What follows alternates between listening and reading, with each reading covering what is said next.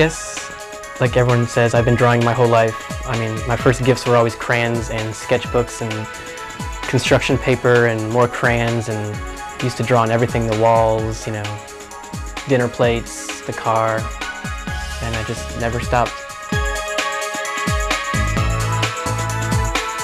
When I first got into drawing seriously, I was considering more sequential art or work in comic books, but then I came to the realization that I could draw a person very well the first time, but making them look the same over and over and over again really wasn't my cup of tea. So I decided that a one-panel comic book is an illustration, so that's how I decided to switch my major to illustration, where I still work in a lot of cartoon forms or sequential art forms, but I have branched out a lot more than just trying to draw superheroes and other things.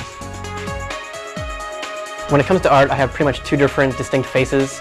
One, I like to draw like cartoon-like stuff, but I like to work very realistically with pencil and try to get more of a fine art approach to just pencil drawing. These pieces represent more of the realistic side of my art. They're straightforward, you know, fine art pencil drawings. I know I find a picture that I like and I just draw it, and then I play with, you know, smudges and just trying to make a pencil drawing back to be a piece of fine art. You know, people only think of pretty much paintings and oil paintings and, you know, screen prints, but I just want to bring the pencil drawing back. These three pieces right here are, I was feeling experimental one time, so I, you know, pulled out some paint. I just kind of squirted around the canvas, and the images are just basically, I'm trying to capture a certain emotion that I have at a certain time. I mean, all my pieces are like that. And I pretty much decided at the beginning I'll work with my three favorite colors, red, black, and white.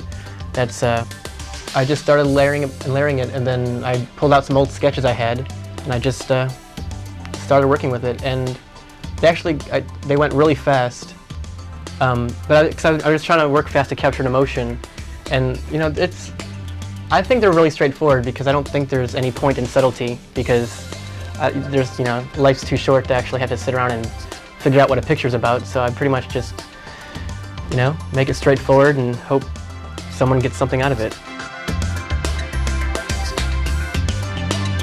The greatest compliment I've ever gotten has been someone who wrote to my gallery webpage, and she made the comment that one of my pieces reminded her of someone that she had met a long time ago that she had lost touch with.